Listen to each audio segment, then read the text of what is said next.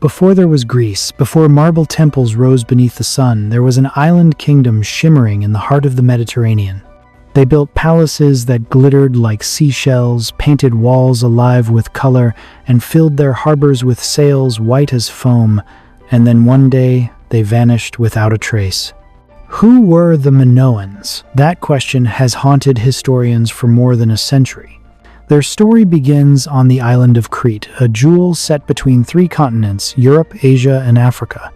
Around 3000 BCE, while the world beyond still struggled to emerge from the shadows of prehistory, Crete was already alive, with the hum of trade, art, and music. The air was heavy with the scent of olive oil and the salt of the Aegean wind. Imagine its slender ships sliding through turquoise water, their sails swelling in the breeze. The docks ringed with laughter, merchants shouting across the harbor, the rhythmic thud of drums echoing from distant festivals.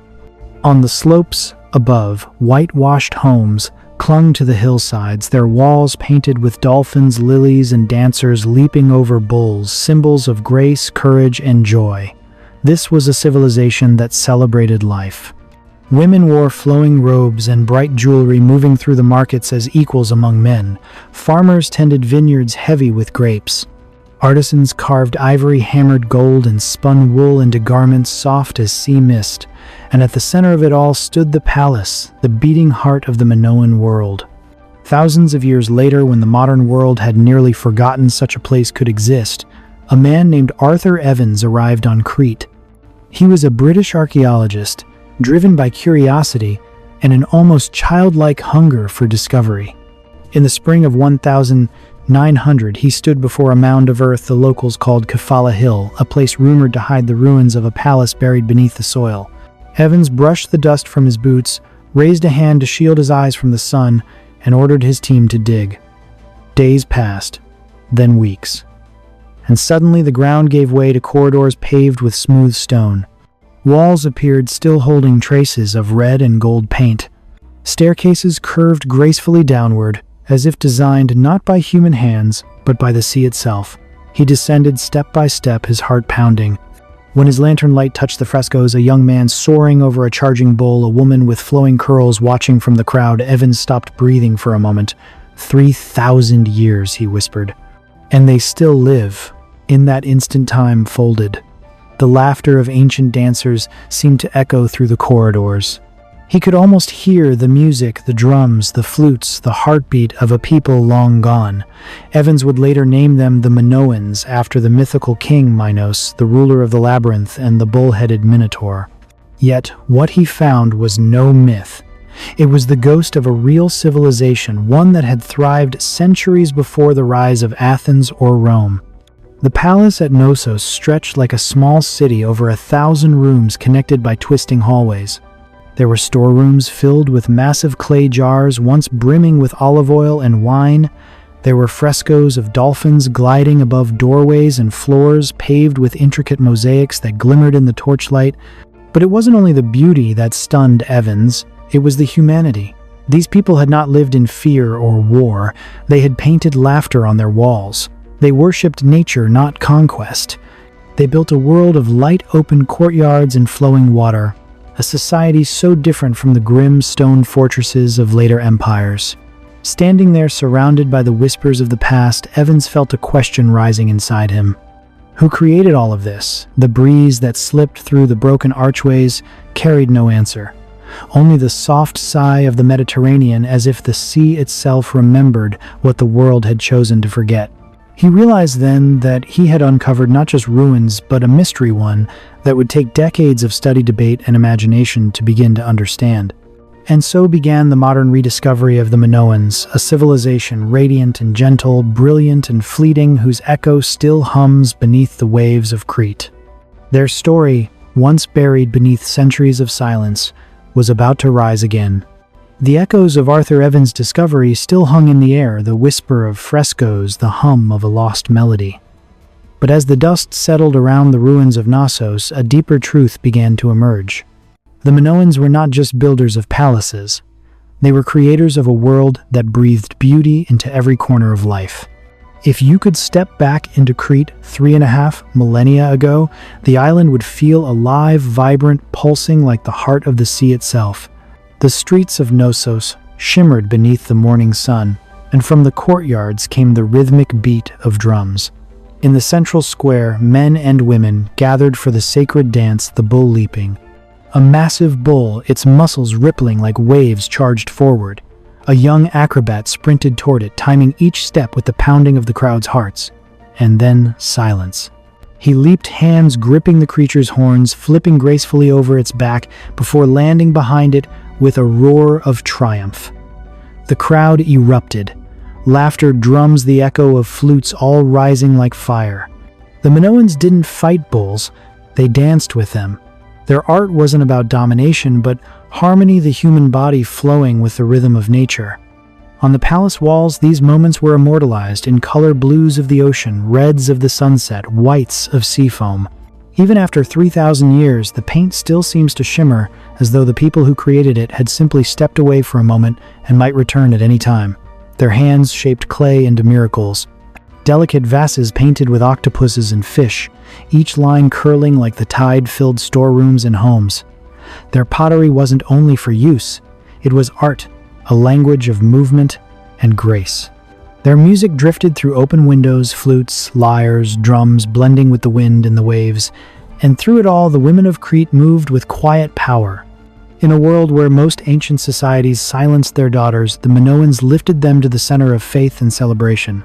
Frescoes show women standing beside kings, leading ceremonies, their eyes fierce and calm. Their hair cascades in dark curls, their dresses open at the chest, adorned with gold and bright sashes, not symbols of submission, but of vitality, confidence, and divine beauty. In Minoan religion, the central figure wasn't a war god or a thunder-throwing patriarch.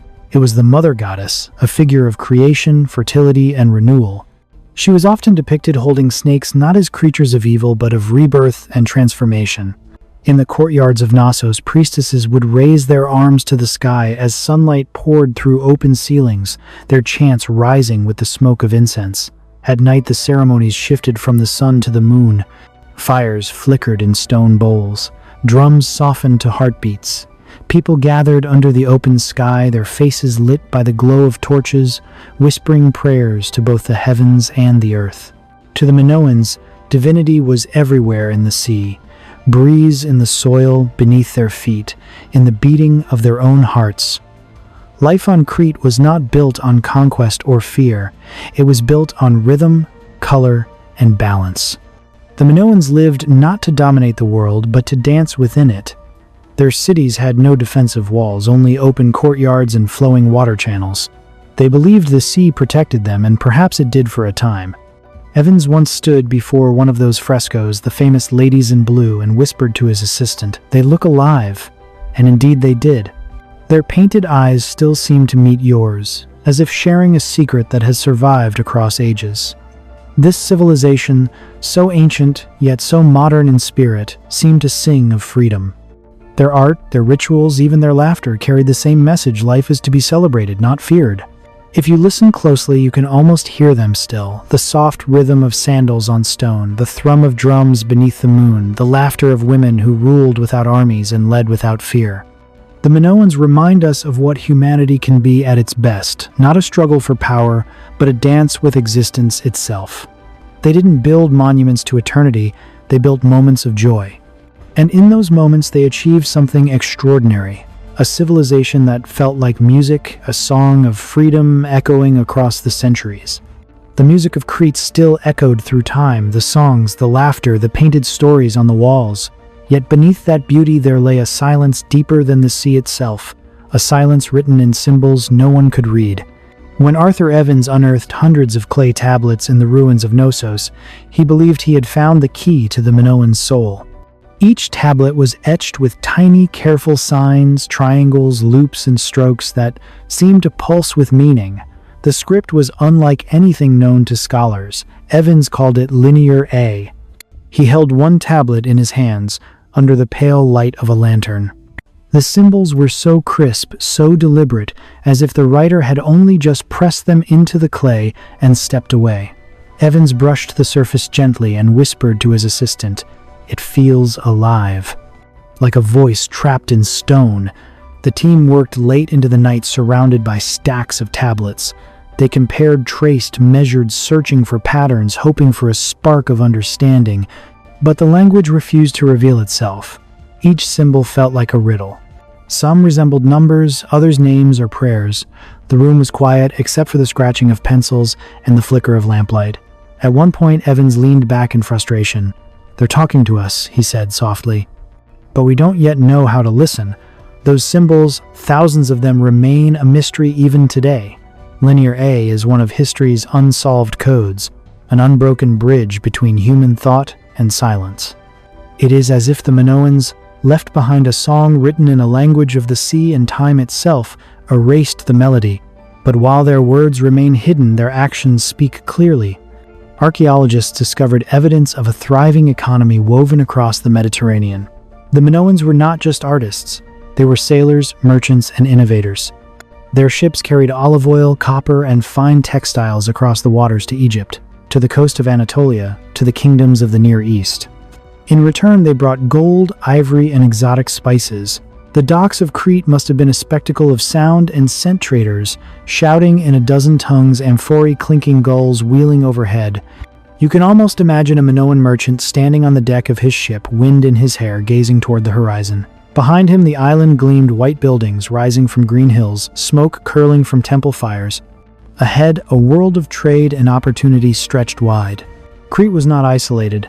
It was the beating heart of a network that connected continents. Their prosperity wasn't built on conquest, but on exchange. They didn't need armies to dominate. They had art, diplomacy, and skill. They were proof that a civilization could rise to greatness not by the sword, but by imagination. Even their palaces reflected that philosophy: open courtyards, flowing staircases, rooms designed for light and air. Their wealth was visible not in fortresses, but in frescoes of dolphins and dancers, in pottery painted with life. For centuries, historians believed such sophistication must have come from somewhere else, from Egypt, from Mesopotamia, from a migration that brought knowledge to Crete.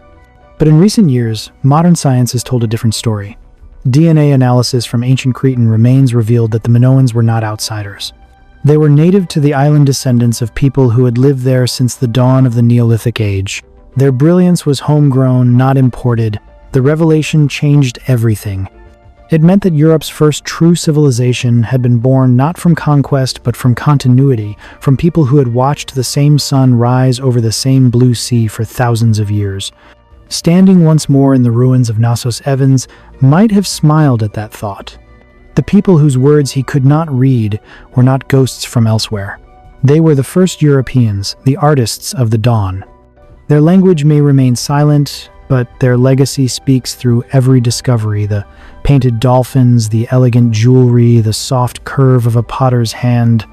Perhaps that is the true meaning of Linear A, not words to be translated, but a message to be felt. A reminder that civilization begins not with war or wealth, but with the courage to create, to trade, to dream. And maybe when the wind sweeps across Crete at night, carrying the scent of the sea, it still carries their whisper: "We were here. We are part of you." But even the brightest dawn must one day give way to shadow.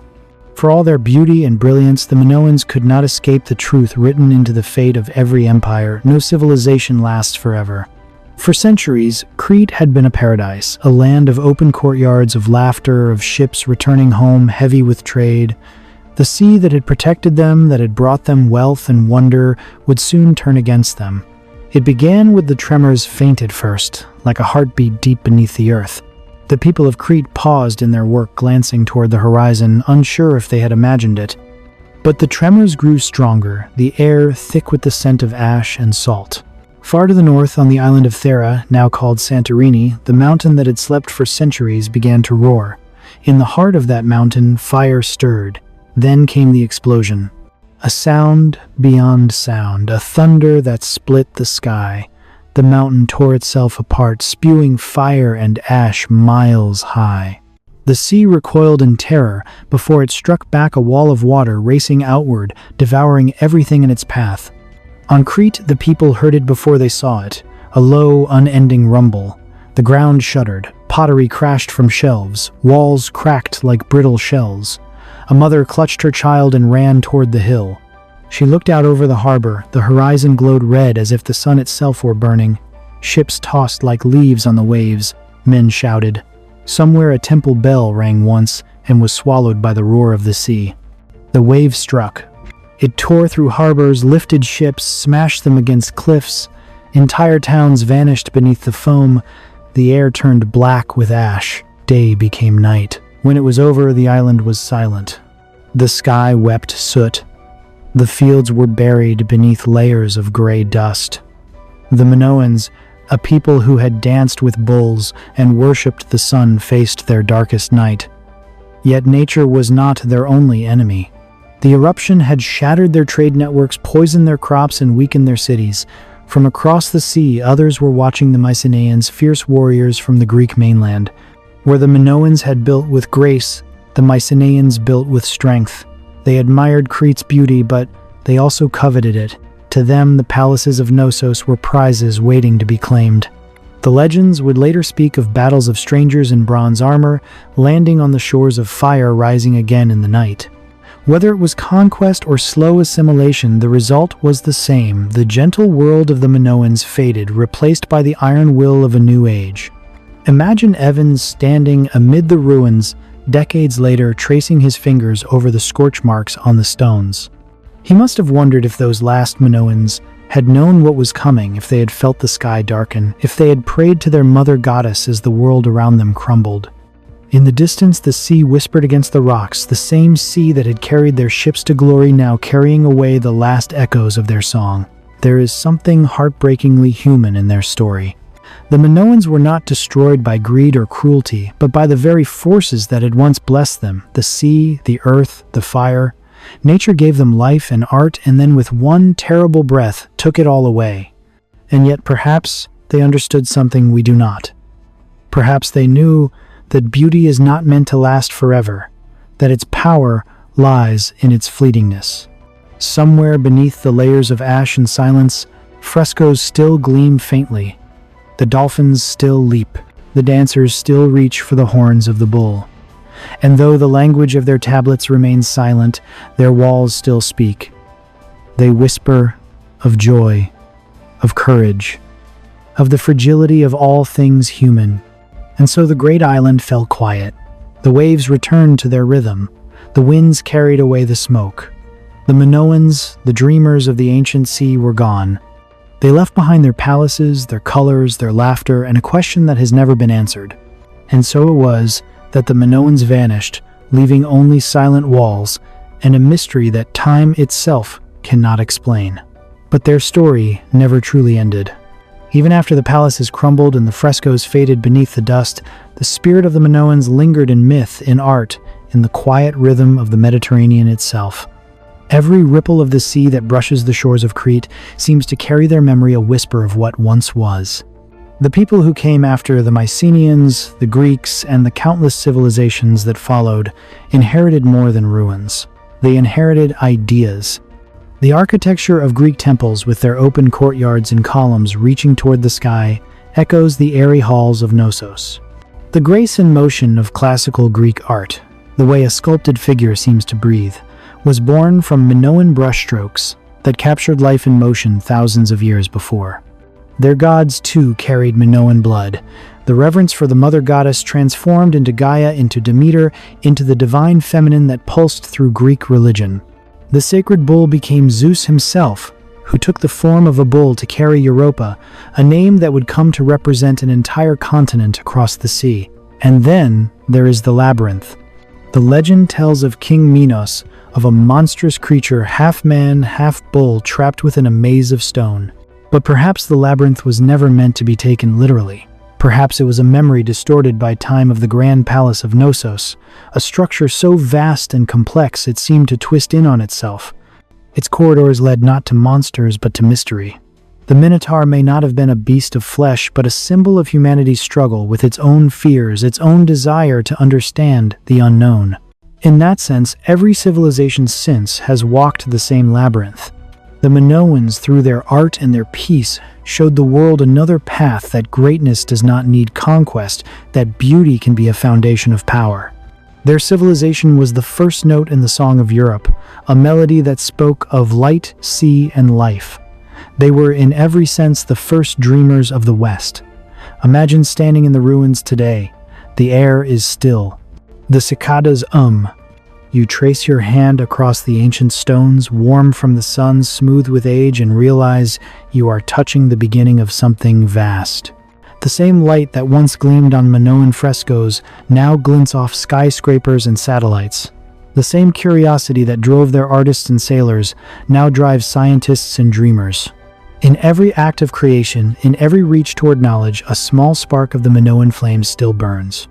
Arthur Evans once wrote in his journal, "To unearth a civilization is to find ourselves reflected in the dust." Perhaps that's what makes the Minoans so haunting. They remind us that our own world, our cities, our art, our fragile peace rests on the same delicate balance of beauty and impermanence. They are not gone. They live within us.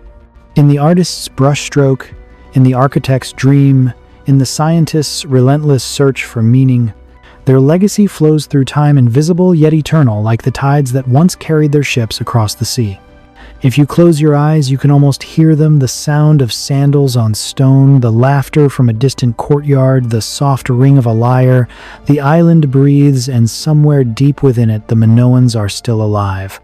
Their story is a reminder that history is not just about wars and kings, but about those who dared to create beauty before the world was ready for it. And so, as we look back across the centuries, we must ask ourselves, how many other civilizations lie waiting beneath the earth, their voices still unheard, their stories still sleeping? How many songs of humanity remain buried, waiting for us to listen? If you believe that history is not just a list of dates, but the soul of who we are, then share this story. Let the name of the Minoans be spoken again, not as ghosts, but as ancestors of our imagination. Because the sea still whispers their name, Minoans.